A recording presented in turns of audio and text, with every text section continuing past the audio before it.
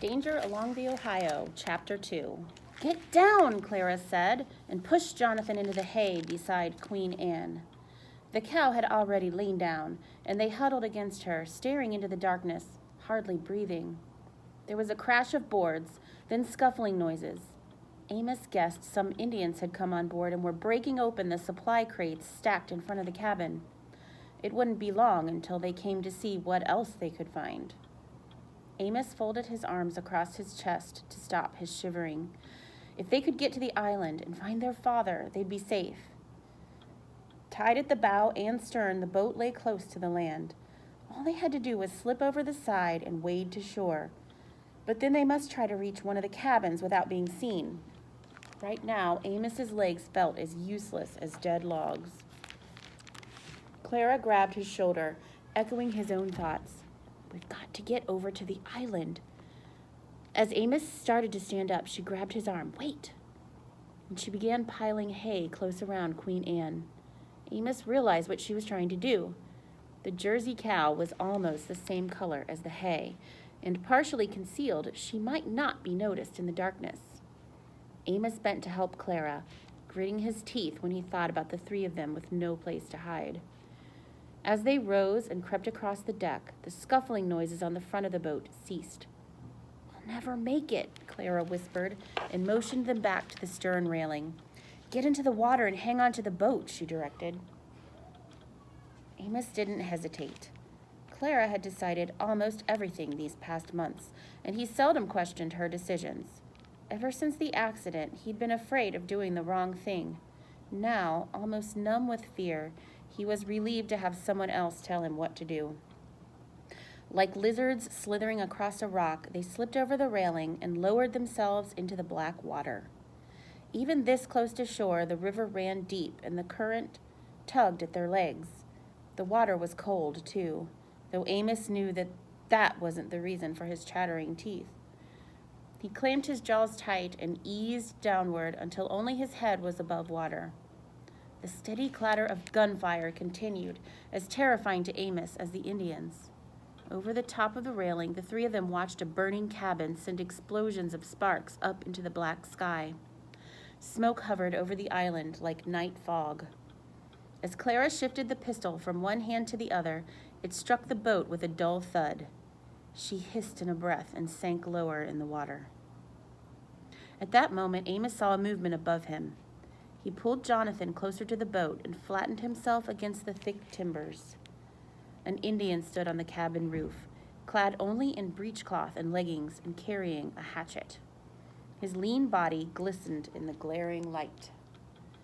They'd seen Indians at Pittsburgh, shiftless, slouching men who loitered in doorways and begged money for whiskey. Their father had told them that the whiskey lured the Indians away from their own people. It made them useless and dependent on the white men. The man looming over Amos was different. He had a power and command those begging Indians lacked, and a fierceness that scared Amos down to the end of his toes. Amos could almost feel the Indian's eyes probing the night. If he came down on the afterdeck, the three of them would have to swim away and try to escape in the darkness. As Clara and Jonathan pressed in under the boat, Amos gulped a silent breath and settled into the water. It closed over him with a gentle touch. He stayed submerged as long as he could, then, lungs aching for release, floated upward. The Indian was still there, but he seemed hypnotized by the frenzied activity around the burning cabins. When a voice sounded nearby, he moved across the roof and disappeared. "He's gone," Amos whispered, though vibrations through the boat timbers told him someone else was still on board. Amos's throat was so dry he couldn't even swallow. His fingers ached from their vice-like grip on the boat, and his arms and legs moved in an uncontrollable shivering. If the other Indian came to search the rest of the boat, he wasn't sure he'd be able to move at all. Just then, someone on the island screamed in pain. Amos shuddered and leaned toward Clara. "I wonder if Papa—" "Of course he's all right," she said. "He'll come for us as soon as the Indians go away." What if they didn't go away? Amos wanted to ask her, but he kept silent. They were safe for the moment, shrouded by the deep night shadows. He tried not to think of what might happen at sunrise. There were no sounds on the boat now. Even the vibrations had stopped. With deliberate, snail-like movement, Amos raised up and peered across the deck toward the island. Then he froze. The Indian he'd seen on the cabin roof was there on shore, only a few feet away. The boat's mooring rope dangled from his hand. As Amos watched, the man tossed the rope into the water and gave the boat a hard shove with his foot. The craft floated silently away from the island. Suddenly, the Indian spied Amos. In that awful moment, Amos couldn't even muster the strength to duck out of sight. The Indian sprang into the water, lunging for the derelict boat, but he was too late. It had slipped beyond his reach. Seconds later, the craft was captured by the mighty flow of the river and skimmed away into the night. A fluttering breath escaped Amos's lips. If the Indian had seen him a moment sooner, they'd be prisoners now, or maybe worse. "What's happening?" Clara whispered. "The boat. It's moving." "We're moving," Amos said. Still clinging to the stern railing, the three of them stared back at the receding island and the Indian outlined in firelight. Then they became aware of the swirling, dragging water. The river's powerful current threatened to tear them from the boat.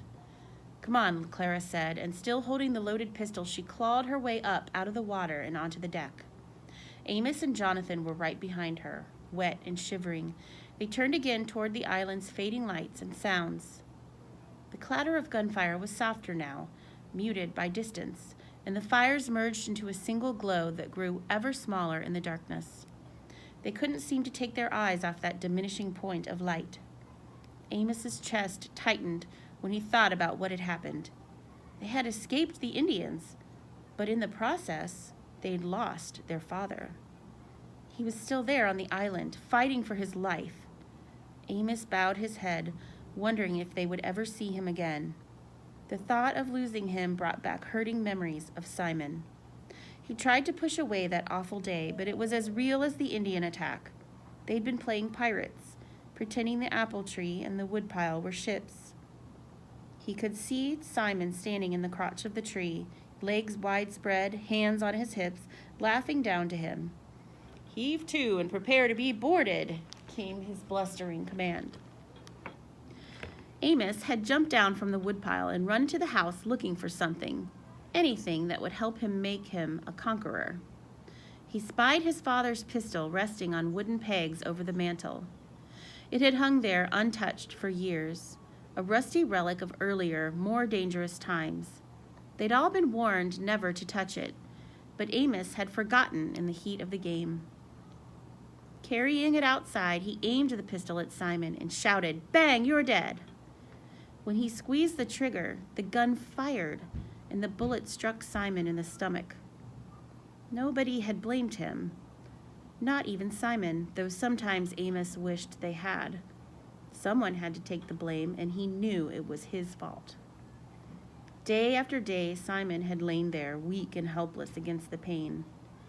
At first, Amos had visited him every day, refusing to believe that his friend was losing his fight for life. But finally there came the moment when he had to admit the truth. The next day, he couldn't gather the courage to face Simon. Instead, he sought solace in the woods, trying to hide from what he knew was happening. When he returned home that evening at dusk, his father had told him that Simon was dead. The sound of Jonathan slapping a mosquito brought Amos back to the drifting boat. Thoughts of Simon faded as he considered their predicament. He and his brother and sister were on their own now, but at least they were alive and free. When daylight came, they could steer the boat to shore. Once safe on land again, they could decide what to do, whether to walk back to Wheeling or try to take the boat back upriver. Clara would know what was best. "Amos, look!" Clara was staring toward the front of the boat, her eyes circles of light in the darkness. Amos spun around, sucking in his breath when he saw a bright red glow lighting up the night and blazing in the water. Fire. The three of them scrambled up on the cabin roof and stared down at the forward deck. Flames had consumed the piles of hay the boatmen used for their beds, and now they crawled toward the splintered crates. Even the deck timbers were smoldering, fanned by the wind off the river. For several moments, the three of them stood there, too stunned to think, to reason. Clara was the first to move. She leaped down on the forward deck and grabbed a tattered blanket, then ran to the railing and doused it with the water. Dashing across the deck, she flailed the blanket at the creeping tongues of fire. Amos remembered that a bucket always hung on a peg at the forward corner of the cabin. He ran to the edge of the roof, but it wasn't there. The Indians must have taken it.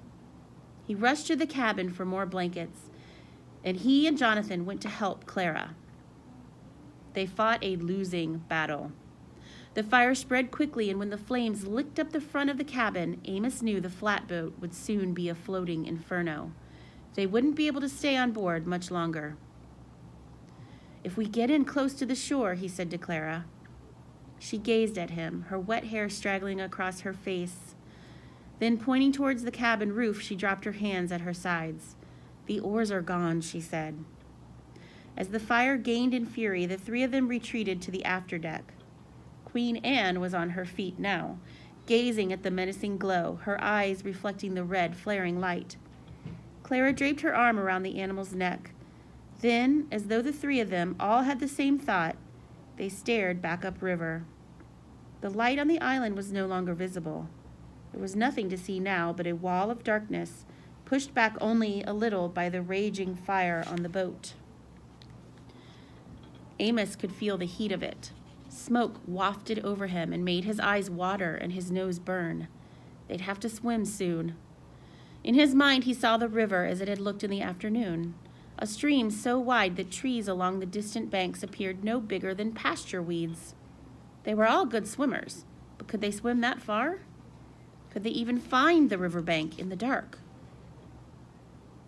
"If we wait a little longer," he said, "we might drift close to shore." "We can't wait long," Clara replied. "The boat's burning like a summer haystack." "What about Queen Anne?" Jonathan asked in a high, quavering voice. "Don't worry about her," Clara said, with a hint of anger in her voice. "She's a better swimmer than you are." "How can we find land if we can't even see it?" Jonathan murmured. Clara reached out and laid a hand on his shoulder. "Just stay close to Queen Anne when we get in the water. You can hold on to her tail. She won't mind." They watched the fire creeping along the edges of the cabin roof. "My knapsack!" Clara exclaimed and bolted for the cabin door. Moments later, she emerged, coughing and rubbing her eyes, her knapsack slung over her shoulder. She stooped and picked up the pistol. "We might need this," she said to Amos. "You can't swim with that," he said. "You'd sink like a rock. Besides, the powder'd get wet." Here in the Ohio country, Amos had noticed that every man carried some kind of weapon for hunting and for protection. But what good was a gun that wouldn't fire? Clara ignored him, pushing the pistol deep into her knapsack. When the hay inside the cabin finally ignited, hot air exploded through the doorway and threw burning ashes all over them. Amos slapped at the feathers of smoke rising from his shirt, while Clara brushed sparks off of Queen Anne's back. There wasn't much time left, Amos knew. He peered into the darkness, hoping for a glimpse of land. Although the river flowed almost straight south here, the boatmen and their father, too, had insisted on calling the west bank the north bank. Amos guessed it was because farther on the river angled west toward the Mississippi. Now, facing downriver, Amos knew that somewhere to his left lay the south bank of the river. They'd be safe on the south bank. Clara grabbed Queen Anne's rope and led her to the opening in the stern railing. With a thick lump in his throat, Amos joined her and Jonathan. Water sloshed over the deck timbers at their feet, reminding them of the river's might. If only they could see land. The hay in the cow pen caught fire and flames soared into the black sky. The heat now was almost unbearable. "I think it's time." Clara's wide eyes met Amos's. "I reckon so," Amos said. Just as Clara started to push Queen Anne into the water, her hand jerked upward. "There's the bank. I see trees."